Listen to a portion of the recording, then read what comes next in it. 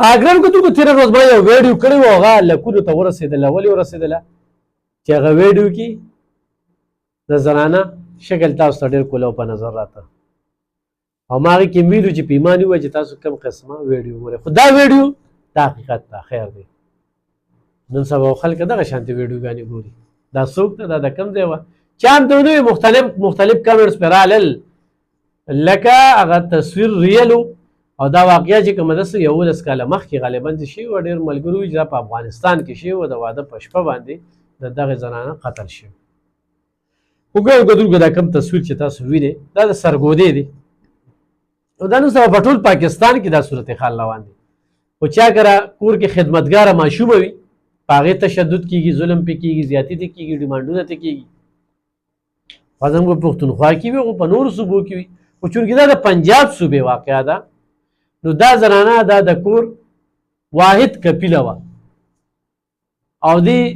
زنانه به د کور ګټه وټه کوله او دا زنانه ډېره په بېدردۍ سره ووژلې شوله او د دې نه ډیمانډونه کېدل او دغه ظالمانو دغه بزدلو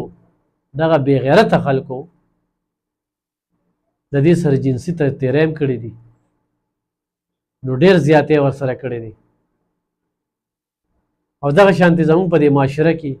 انصاف چې نشته او د عدل او د انصاف قانون تر څو قایمه نه وي نو دغه شانتې واقعات په مزید کېږي په سوونو زنانو سره ماشومانو سره جنکو سره دغه شانتې جنسي تېری وشوي خو تاریخ به تاریخ عدالت ته به ځي زموږ نه ډېر تاریخونه زموږ نه هېر شي یار 3 میاشتې او 4 میاشتې پس تاریخ راکړي څوک به یاد ساتي هلته چې کوم بیلب دی نو هغه کار نه کوي چې هغه تا ته اطلاع درکړي چې نن د تاریخ دی یو هفته مخکې به د قانون خبره وي او قانون دا و چې تا ته به میسج کېږي هلته به ته خپل نمبر لیکي بیا دلته کې پراسیکیوشن یعنی کم پی چې وي د هغوی کارکردګي په دغه عدالتونو کې هغه شانتې نشته هغوی هم ټایم پاسي کوي دونه وخت نه ورکوي چې یاره د فایل له وخت ورکړي او دا فایل سټډي کړي نو په پاکستان کې بس عدل او انصاف نشته دی سزا او جزا عمل نشته دی هر سړی غل دی او بس ځان پوره کوي او بل له لار ورکوي نو کله انصاف شروع شو نو بیا به خلک قانون په لاسو کې نه اخلي خلک په خپله انصاف نه کوي د دې ذمهوار ریاست دی عدلیه ده دغه ادارې دي او دغه شانتې زنانه چې د کور واحد کپیله وي هغه په دې ملک غیر محفوظه دي د هغه نه ډیمانډونه کېږي هغې سره زیاتي کېږي د هغوی تپوس پوښتنه نشته اوس په دا نظام څنګه ټیک کېږي دا د یو لوی انقلاب ته اړتیا لري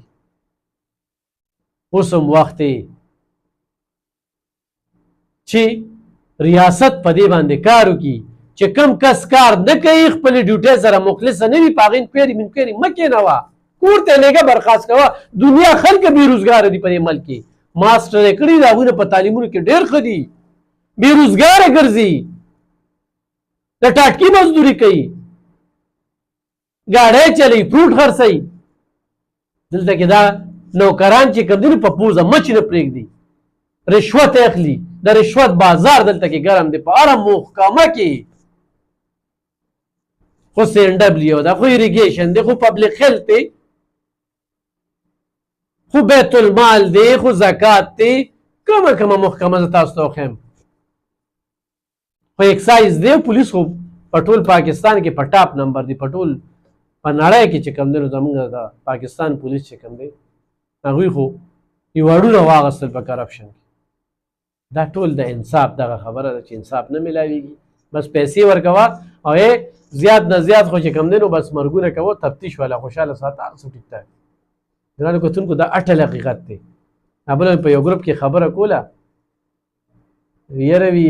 د ایماندارۍ پورې خبر راغله نو ما څوک په ایماندارۍ سره کار کوي هر سړی د خپلې پیشې سره درغله دی او بیا په دې معاشره کې داسې خلک دي چې تورونه او بوختانونه څه هسې بې ځایه نه به یې سره روزګار شي وي نه به سره ناست دی نه به یې د څه نه خبرې نه به دا ستوږدي نه دا بل نه مې اورېدلي دي هغه بل ده ووي هغه بل د پسې ده ووي هغه دا ویلي دي د الله د قهر نه ویرېږئ خو زه خو دغه سوال کوم چې خدایه داسې خلکه دوی ته وروښیې دوی ذلیله کړي چې دوی ته پته ولګي دوی ته احساس وشي چې د سیره څو پخېږي ما خو هسې بې ځایه په چې الزامونه لګول نن زما څه خال دی داسې شوي دي چې څه کوي هغه به ری به هم په دې دنیا باندې شوي دي نو ګرانو کتونکو د دغه شانتې زنانو بې حرمتي او دوی سره ظلم زیاتي جبر دا روان دی دا د هغه خاندان واحد قبیله وه د مور پلار او د خویندو سهاره وه په سرګوده کې دغه ظالمانو ډېره په بې دردۍ سره